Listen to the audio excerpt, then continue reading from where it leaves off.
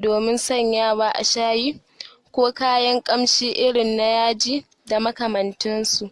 Amfaninsa bai taƙaita iya nan kawai ba, domin yana maganin abubuwa da dama kamar haka. Na ɗaya, ciwon haƙori. Dandaƙa shi ake yi a liƙa a cikin haƙori. Na biyu, basir. Jiƙa shi ake yi a tsuma kullum a sha cokali 3 safe da dare.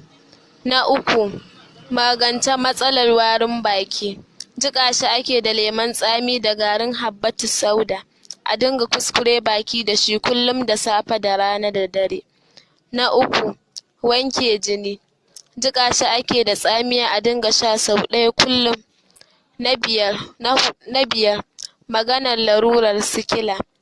Tafasa shi ake yi tare da zogale a dinga sha ruwan ana cinye ganyen. Na 6, koran macizai daga guri.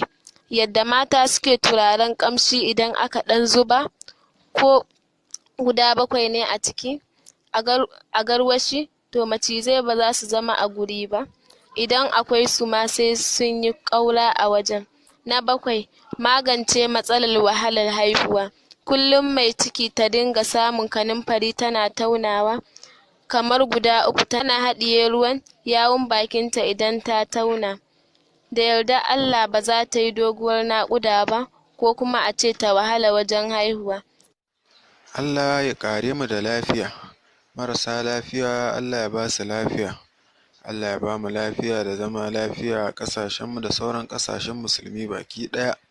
Idan an ji daɗin wannan bidiyon, danna like, sannan a tura wa abokai don su ma su ƙaru, kai ma ka sami lada.